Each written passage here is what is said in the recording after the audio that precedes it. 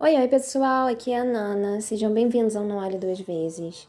Na história de hoje, eu vou falar sobre um caso de uma vovó assassina, uma serial killer, que conseguiu enganar as autoridades por tanto tempo enquanto ela praticava os crimes dela, que vocês vão até ficar surpresos. Esse caso é uma das histórias do documentário da Netflix, Moradores Indesejados, e que provavelmente eu vou cobrir os outros episódios dessa série documental também. Então, se inscreva no canal, deixe um like nesse vídeo e não se esquece de ativar o sininho das notificações, porque assim, além de me ajudar a crescer com o canal, você vai ficar por dentro de todos os casos novos que eu postar aqui. Então, vamos lá pro caso. A cidade de Sacramento, na Califórnia, ela estava crescendo muito na década de 80 e era considerada um ótimo lugar para viver. Só que assim, tinha uma grande quantidade de moradores de rua desamparados lá.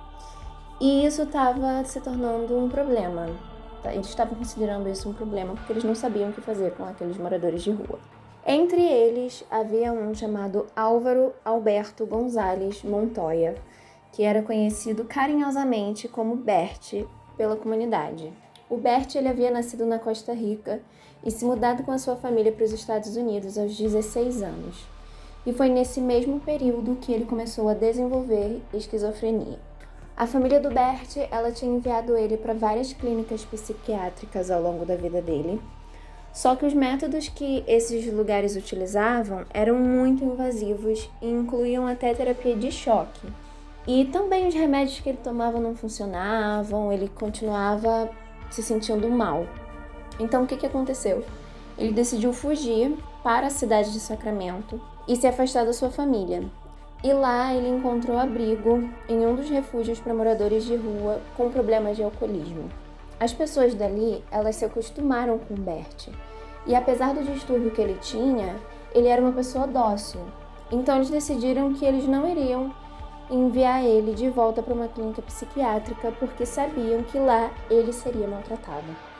Quando Bert tinha em torno de 50 anos, uma assistente social chamada Judy, ela se compadeceu com a história dele e perguntou se ele queria morar em um abrigo no qual ele seria mais bem cuidado.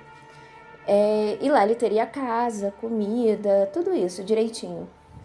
Então ele disse que sim, e com isso a Judy ela começou a procurar por casas de acolhimento, até que ela ouviu falar de uma mulher, falar muito bem por sinal, de uma mulher chamada Dorothea Puente.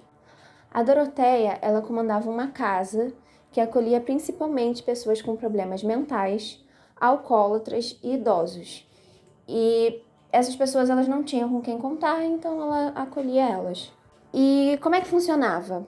Assim que eles iam morar com a Dorothea, eles recebiam cheques dados pelo governo, que era uma espécie de auxílio, e eles davam direto esse auxílio para a Dorothea. Na verdade, ela tirava esse auxílio, ela que pegava. E assim ela oferecia comida, moradia e conforto para eles. Ela era muito amada pela comunidade e sempre fazia doações de roupas, participava de campanhas eleitorais e distribuía comida para as pessoas mais necessitadas. Então ela era assim, ela era vista como uma filantropa, basicamente. E assim que a Judy, a assistente social, ela visitou a Dorothea, para saber, né, se lá era um lugar bacana para o Bert, ela encontrou a mulher cuidando de filhotes de gatinhos que estavam numa caixa e ela estava amamentando, estava dando leite para eles. Isso convenceu a Judy de que a Dorothea era uma boa pessoa. Afinal, uma pessoa não se importaria com filhotes de gatinhos abandonados, certo? Então, não só isso, mas no abrigo da Dorothea morava um idoso que ele era conhecido da Judy. O nome dele era John Sharp e a Judy perguntou para ele sobre o abrigo e ele disse que era um bom lugar para se morar. Então o Bert logo se mudou para lá e começou a ficar aos cuidados da Dorothea. E quando a Judy ela perguntou como ele estava se saindo, ele disse que ele estava bem e que também estava progredindo e estava feliz, estava se sentindo feliz. Só que alguns meses depois, a Judy ela entrou em contato com o Bert novamente, ligando para a casa da Dorothea e perguntando por ele. E a idosa afirmou que o Bert ele tinha viajado para o México para ir numa festa da parte da família dele que morava lá. Mais precisamente era a festa de um primo. E imediatamente a Judy, ela estranhou isso, porque o Bert ele não tinha nem contato com os pais dele que moravam nos Estados Unidos, que dirá com parentes do México. Um tempo depois, um homem ele liga para Judy dizendo se chamar Don Anthony. E ele diz para ela que o Bert ele tinha se mudado de vez para o México e que não iria voltar mais. Ao ouvir isso e estranhar mais ainda, ela decide então arrumar uma maneira de contatar o John Sharp, aquele idoso conhecido dela que também morava na casa da Doroteia. Então ela pergunta para ele se o Bert estava ali e o John diz que não. Ela pergunta se ele tinha ido para o México e o John diz que ninguém havia ido para o México. E quando finalmente a Judy pergunta para o John se estava tudo bem na casa da Doroteia, se tinha acontecido alguma coisa, ele responde que algo estranho estava acontecendo, porque a Doroteia estava cavando covas no quintal. A Doroteia Gray, ela nasceu na Califórnia em 1929. Os pais dela, eles eram negligentes com ela e assim que o pai morreu, a mãe alcoólatra perdeu a guarda dela e de outros 6 irmãos. E com isso a Doroteia foi parar no sistema de adoção. Além de ter se casado 4 vezes e adotado o sobrenome Puente, de um de seus maridos, a Doroteia ela se envolveu com falsificação de cheques e prostituição, sendo presa nos anos 50, quando era cafetina. Em 1982, ela foi presa de novo, dessa vez por se passar por médica e às vezes enfermeira, para que assim pudesse roubar idosos. Em um caso específico, ela conheceu um idoso num bar, foi com ele para casa dele e então o drogou. O homem, ele percebeu que quando ele chegou lá na casa dele, ele percebeu que ele não conseguia se mover, ele ficou então paralisado no sofá, enquanto ele via a Doroteia roubar todos os pertences valiosos de sua casa. E em seguida ela até chegou perto dele e puxou um anel do dedo dele enquanto ele permanecia imóvel. Depois disso, ela é pega e sentenciada por 5 crimes, ou seja, ela enganou 5 idosos. Esses os casos comprovados, né? Talvez ela tenha enganado mais. Então, com isso, ela pegou 5 anos de prisão. No documentário, também é contado sobre uma amiga dela, chamada Ruth Monroe. Elas se conheceram quando a Doroteia trabalhava como cozinheira num clube que a Ruth frequentava com o namorado dela. E logo elas se tornaram amigas bem próximas, e a Doroteia até chegou a pedir que os filhos da Ruth chamassem ela de vovozinha. A Ruth, ela era farmacêutica e tinha conseguido ganhar uma certa quantia de dinheiro, e com isso a Doroteia conseguiu convencer ela de que as duas deveriam abrir um negócio juntas, uma espécie de restaurante-café, um negócio assim. Então ela aceitou e elas realmente abriram um estabelecimento juntas. E era um negócio que dava lucro. Só que a Doroteia mentia para Ruth, dizendo que as coisas não estavam indo tão bem e pedia mais dinheiro para colocar no tal do restaurante, que era mentira, as coisas estavam indo bem. Quando o namorado da Ruth ele morre de câncer, ela vai morar com a Doroteia e a princípio, sim, tudo tá indo bem, até que um dia o filho da Ruth ele vai visitar ela e encontra a mãe se sentindo mal. E enquanto isso, ela contava pra ele que ela não estava se sentindo bem. Ela bebia um líquido verde, que disse que era licor de menta, sendo que ela não costumava beber bebidas alcoólicas. Então o filho dela perguntou, como assim, o que está acontecendo? E ela respondeu que a Doroteia dava o licor para ela com a finalidade de fazer ela se sentir melhor e de se acalmar. No dia seguinte, o filho da Ruth ele volta lá para ver ela de novo. E a Doroteia, a princípio, não queria deixar ele entrar, mas depois de muita insistência, ele conseguiu convencer ela. E então ele encontrou a Ruth deitada na cama, imóvel, ela não conseguia se mexer e nem falar. Ele falava com ela e ela só conseguia chorar. Mesmo assim, a Doroteia, ela se passava por enfermeira para eles, então ela disse que aquilo era normal, que ela estava doente, mas aquilo era normal, e que no dia seguinte ela iria acordar bem. E o filho da Ruth acreditou. Mas quando o dia seguinte chegou, ele recebeu uma ligação logo de manhã que dizia que a mãe dele havia falecido. Quando ele chegou na casa da Doroteia para buscar as coisas da mãe, ela entregou para ele uma bolsa vazia. E só. Sendo que a Ruth, ela tinha joias e outros objetos valiosos que a Doroteia disse que ela havia dado para ela. Então não tinha nada para ele pegar, basicamente. Imediatamente, a Doroteia ela contrata um legista para fazer um laudo que dizia que a Ruth havia se suicidado. É óbvio que o filho dela ele não engoliu essa história e decidiu buscar respostas por conta própria e também contratou um legista. E foi assim que ele descobriu drogas em níveis toxicológicos no corpo da mãe dele. Mas infelizmente ele não conseguiu comprovar o envolvimento da Doroteia na morte dela, porque naquela época isso era muito difícil de provar, e então ela acabou se safando dessa. A partir do ano de 1985, a Doroteia ela passa a receber inquilinos na casa dela, e inquilinos como o Bert, e mesmo sendo contra as regras da liberdade condicional dela. Só que ela sabia exatamente o que dizer quando as autoridades visitavam ela. Então, por 2 anos e meio, ela conseguiu manter esse abrigo. Depois que a Judy, ela relatou o desaparecimento do Bert às autoridades, a Doroteia, ela recebeu uma visita dos oficiais em 1988.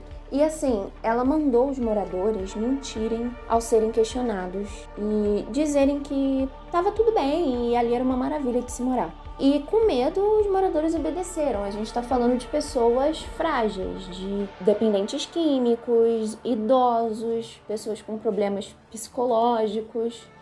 Então, assim, eles tinham medo dela.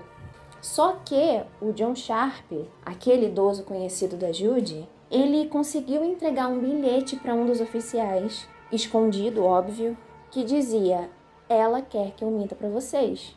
Então a polícia, ela volta na casa da Doroteia e dessa vez eles levaram pais a pedido da Judy e então fizeram uma busca completa no local. Eles encontraram cápsulas azuis de drogas pela casa, com as quais a Doroteia usava nas vítimas. E então começaram a cavar o quintal e logo começaram a achar coisas. A princípio eles acharam lixo, pedaços de roupa e algo estranho que se parecia com couro. Até que um deles bateu a pá em algo duro e quando ele puxou, ele viu que se tratava de um fêmur humano. E logo descobriu que esse fêmur estava conectado a outras partes do corpo. E logo todos eles caíram na real de que o couro que eles haviam achado não era couro, e sim carne humana que havia se descolado dos ossos. Eles continuaram cavando e a Doroteia, ela insistia que aqueles cadáveres eles haviam sido enterrados antes dela se mudar para casa, que ela não tinha nada a ver com aquilo. E logo ela disse que estava ficando nervosa com toda aquela agitação na casa dela e que ela precisava ir no sobrinho dela para se acalmar e para tomar um café. E assim, os policiais eles não podiam prender ela, porque eles não tinham como provar que aquilo tinha sido feito por ela. Então eles deixaram ela ir. Com isso, mais corpos foram encontrados nas escavações e eles estavam envoltos por sacos plásticos e toalhas. E quando o terceiro corpo foi desenterrado, eles logo perceberam que era o corpo de um homem grande e pesado e eles identificaram como o Bert Montoya. E com isso não tinha mais dúvida, era a Doroteia. Então assim, é óbvio que ela tinha fugido. Ela tinha fugido. No momento que eles deixaram ela sair, ela fugiu. Enquanto isso, eles continuaram a escavação, mais corpos eram encontrados no quintal, todos em posições fetais, e no fim, somaram um total de 7 cadáveres. Além disso, um dos oficiais encontrou um tapete que ele achou ser espesso demais, que cobria um dos cômodos, e ao verificar, ele descobriu que eram 2 tapetes. E que eles eram usados, eles estavam ali para cobrir fluido de cadáver. Ou seja, era ali naquele cômodo que a Doroteia preparava as vítimas para serem enterradas, os corpos das vítimas, né? Não demorou muito para que as autoridades relacionassem a Doroteia com um caso antigo de um cadáver semelhante ao das vítimas dela. Ele havia sido encontrado em uma caixa à beira de um rio 2 anos antes, também envolto em sacos plásticos e toalhas. Tratava-se de um homem chamado Everson Guillemot, e ele era um noivo da Doroteia, que ela havia conhecido quando ela estava presa. Eles começaram a trocar cartas, e ela havia dito a ele que queria começar uma vida nova e deixar a prostituição e todos os crimes para trás. E assim que ela saiu da prisão, eles foram morar juntos na mesma casa em que ela havia enterrado as pessoas. Isso se passou 2 anos antes, tá? 2 anos antes. E assim, 1 mês depois deles morarem juntos, ela assassinou ele. Eles também descobriram que a idosa, que dizia ter mais de 70 anos, na verdade não era idosa coisa nenhuma, ela estava na faixa dos 50 e se caracterizava como uma mulher mais velha, usando roupas, cortes de cabelo, maquiagem, o óculos, tudo isso para parecer mais inofensiva, o mais inofensiva possível, e assim ter facilidade para aplicar os golpes. Pouco depois da sua fuga, a Dorothea foi encontrada se escondendo em um hotel em Los Angeles, então foi presa. Dos 9 assassinatos que ela cometeu, 7 dos inquilinos, 1 da amiga e 1 do ex-noivo, ela foi acusada de apenas 3, e com isso ela se livrou da pena de morte. Muitos acreditam que ela jogou a cartada da senhora indefesa mais uma vez e os jurados caíram, e por isso ela pegou prisão perpétua. Ela alegava que as vítimas morreram de doenças e ela apenas havia enterrado elas porque ela não podia chamar a polícia, já que estava incondicional e administrando um abrigo ilegal. A Dorothea Puente, ela conseguiu milhares de dólares com os seus roubos e era com o dinheiro das vítimas que ela fazia caridade e financiava causas políticas locais. Ela não só continuava depositando os cheques das vítimas assassinadas, como se elas ainda estivessem vivas, como também as roupas que ela doava para a instituição de caridade eram delas, eram das vítimas. A Dorothea morreu na cadeia em março de 2020, aos 82 anos. E a casa na qual ela enterrou 9 pessoas inocentes nunca foi demolida por ser considerada um local histórico, já que havia sido construída no século XIX. A casa está lá até hoje. Então, pessoal, esse foi o caso da Dorothea Puente, dos moradores indesejados da Netflix. Eu com certeza vou voltar com os outros casos dessa série. Então vocês ficam por aqui, eu espero que vocês tenham gostado. Um beijão, até a próxima e tchau!